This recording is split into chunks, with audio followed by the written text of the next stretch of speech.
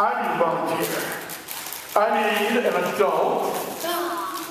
And you have a camera, so you can sit. You're holding babies, you can sit. You're holding, ma'am, which one, Karen? Come on up. You're going to be elected?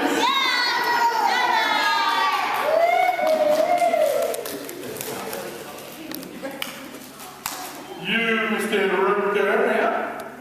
And what's your name today? Hi, Aaron. Whose mom are you? Evie and me. Oh, great. Great. Well, liquid nitrogen is used as a coolant to transfer hearts and that for transplants in hospitals.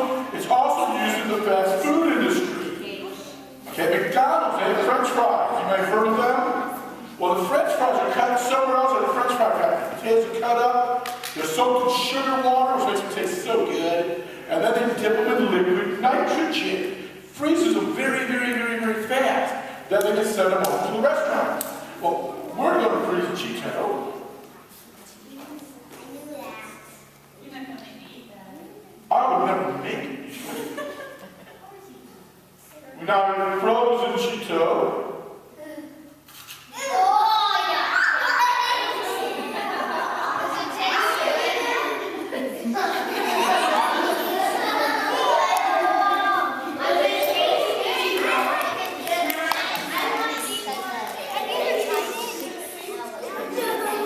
Do not touch me in there. It's very, very cold. They're trying to use below zero.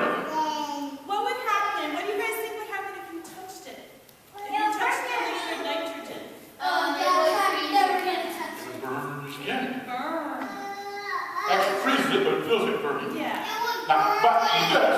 It would even burn for Hold this with fingertips. Eat it with chew with the teeth, not the tongue. You chew it with the teeth. If you use your tongue, it's going to feel like you drink really hot coffee. It won't harm you, but it's not a great feeling.